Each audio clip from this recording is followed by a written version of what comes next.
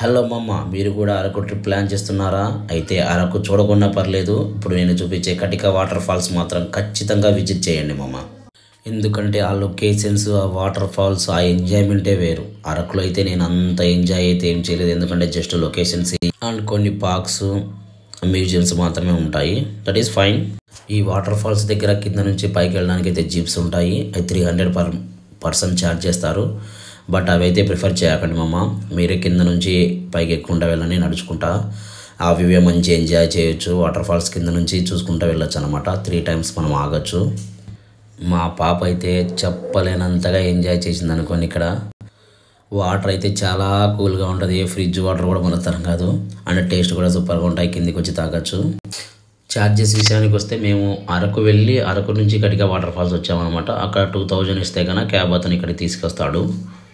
కాకపోతే అందరూ చెప్పడం ఏంటంటే అరకు ట్రైన్లో వెళ్తే కన్నా మంచి బాగా వ్యూ పాయింట్స్ ఉంటాయి, ఎంజాయ్ చేయొచ్చు అని చెప్తారు. బట్ మేము ట్రై చేయలేదు. నెక్స్ట్ టైం అయినా ట్రై చేయాలి అలాగా. ఇంకా బొంగులో చికెన్ విషయానికి వస్తే కన్నా ఆ చీకులు కానీ బొంగులో చికెన్ కానీ ఇక్కడ దొరికే టేస్ట్ నీకు ఎక్కడా దొరకదు మా అమ్మ.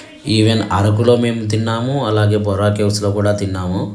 బట్ ఈ కటిక వాటర్ ఫాల్స్ దగ్గర దొరికే అంత క్వాలిటీ లేదు, అంత టేస్ట్ లేదు. మన రాయలసీమ వాళ్ళకైతే సూపర్గా నచ్చుతుంది మామ.